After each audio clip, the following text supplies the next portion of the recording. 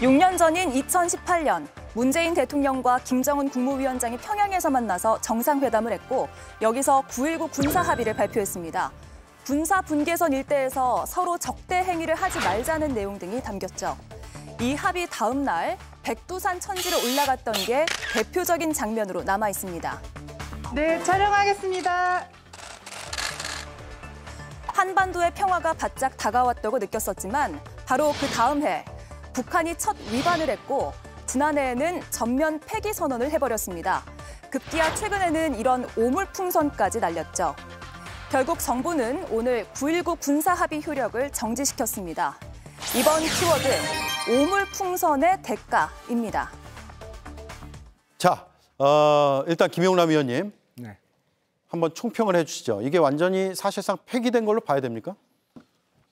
그동안도 사실은 북한은 9.19 군사합의를 계속 어겼었죠. 그렇죠. 그리고 우리만 발목이 잡혀 있었던 것인데 사실은 군사 경계선 주변에서 우리는 군사훈련을 그동안 못 해왔지 않습니까?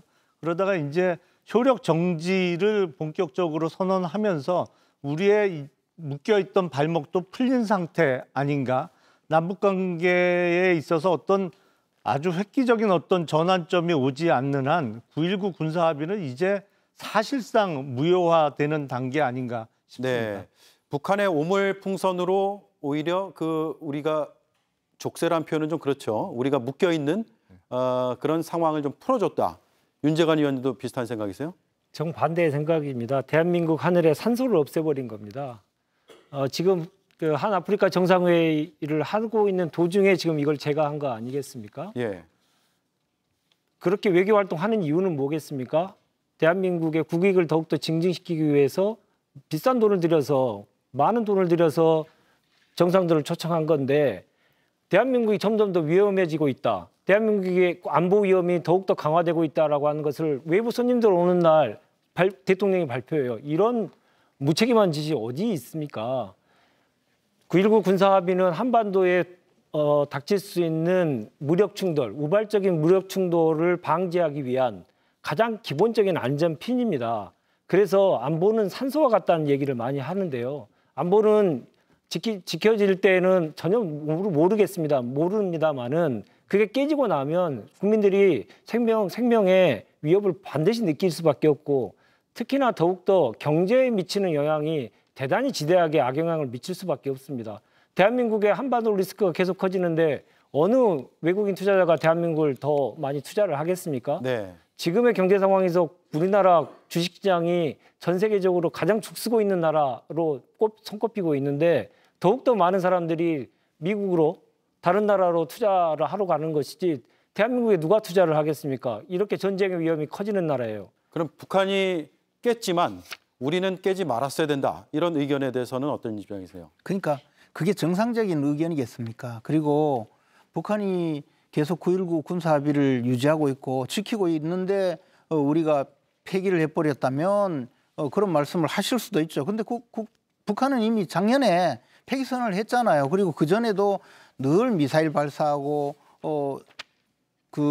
DMZ에서 다시 무장을 하고 온갖 폐기하는 실질적인 행동을 보여왔거든요. 예. 그런데 우리가 9.19 군사합의가 있다고 해서 지키자 해도 지켜집니까? 결국은 우리 입장에서는 우리의 방어 능력만 무력화시키는 것 아니겠습니까? 그러니까 이제 현실화한 거죠. 그리고 더군다나 오물풍선 문제가 촉발이 된 것은 물론 대북 전단 살포 문제 때문이라고 할 수는 있습니다. 그러나 그것은 그동안에 문재인 정부 하에서 대북 전단을 보내는 것을 처벌하겠다고 하고 법까지 만들었다가 위헌 판결을 받았지 않습니까? 그런 상황에서 정부에서 자제 요청을 하고 어느 정도 자제를 시키고 하는 것 이상으로 민간단체에서 북한에 이른바 삐라를 보내는 것을 막을 현실적인 방법이 없어서 못 막는 거고 그것에 대해서 오물을 달고 유치하고 참 역겨운 그런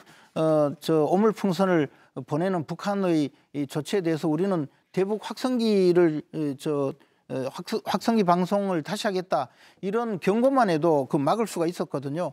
그것은 무엇이냐 하면 우리가 앞으로도 북한의 도발 행위에 그보다도 훨씬 더 강력한 방어 태세를 갖출 때만이 억지력이 있는 것이지 우리는 팔짱 끼고 있고 때리면 맞을 각오나 하고 있고 또는 가서 사정이나 하고 그렇게 해서 과연 우리의 그 방어 체계가 가동이 됩니까? 그런데도 불구하고 뭐 산소가 없어졌느니 우리는 평화를 지켜야 되는데 전쟁의 위험이 커졌느니 이런 소리만 계속 해가면 네. 굴종밖에 더 있겠습니까? 자, 김정희 의원님. 그런 상황을 남북 그런 상황을 관계에서 그냥 계속 이렇게 주장을 하면 결국은 김정은 정권의 요구에 그 복무하는 것밖에 안 알겠습니다. 되는 거죠. 김유정 의원님이 하실 말씀이 많으실 것 같아요. 제가 또 반론도 한번 하겠습니다. 네. 예. 그러니까 이제 한중일 정상회담 때 발사체가 이제 실패하면서 예. 굉장히 이제 본인들이 체면을 구겼죠. 그러고 나서 이제 오물풍선이 날아오기 시작합니다.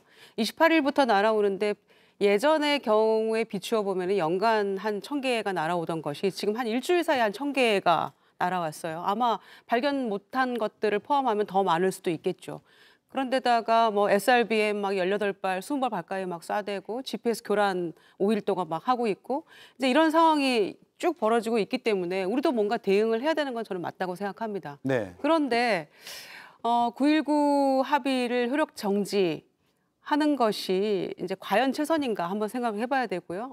그거는 이제 우리가 이제 그 사실상 작년 11월에 북한이 폐기 선언함으로써 실질적으로는 유명무실화됐다고 해도 과언은 아닐 겁니다. 그런데도 우리가 뭔가 붙들고 있는 하나의 어떤 보루 같은 것이어야 하지 않을까라는 생각이 한편 있고요. 두 번째는 이제 직접적으로는 대북 전단 때문에 이제 이게 비롯됐다고 얘기를 하고 있잖아요. 김여정 부부장도 나와서 뭐 우리도 표현의 자유다 이렇게 얘기를 하고 있잖아요. 얼토당토 않은 얘기를 하고 굉장히 지저분한 방법으로 이제 저비용으로 우리에게 이제 상당한 충격을 준 것도 사실이죠. 실질적으로 뭐 자동차 유리 뭐 파손되고 여러 가지 피해가 나타난 것도 사실이고요. 그리고 그 헌재에서 이제 표현의 자유다. 그리고 이게 대북 전단 자체가 이제 뭐 무방하다 이렇게 예. 얘기를 했습니다마는 그럼 그게 원인이라고 하는데 우리 국민들이 일단 위기를 느끼고 실질적 피해도 오고 있는 이 상황에 생화학 무기가 담겼으면 어떻게 할 것인가라는 그 두려움도 있는 거잖아요. 그럼 정부가 그런 것들을 빌미로 팔짱 끼고 마냥 보고만 있을 것인가의 문제가 있는 거예요. 대북전단 그 살포하는 탈북 민간단체를 뭔가 설득을 하든지 뭔가 소통하면서 이 부분을 어떻게 풀어나갈지에 대해서 정부의 입장이 있어야 되는 건데 표현의 자유고 뭐 헌재에서도 위헌이 아니라고 하잖아 이렇게 얘기를 하니까 정부에서는 과연 이 강대강 국면에서 정부의 대북 정책은 무엇인지 서로 상호 신뢰를 회복할 수 있을 때까지 효력 정지라고 얘기를 했는데 그 상호 신뢰 회복이라는 것은 어느 시점에 어떤 방식으로 이루어질 수 있는 것인지 도대체 대북 정책은 있기는 한 것인지 여기에 대해서 이제 근본적인 문제 제기를 하고 싶고요. 정부도 뭔가 역할을 해야 된다라는 거죠. 알겠습니다. 여기까지 듣고요. 윤재관 의원님. 네. 다음 시간에 제가 반론 드릴게요. 아이고. 네. 자, 세 가지 주제 다뤄봤는데요. 네 분 오늘도 감사드립니다.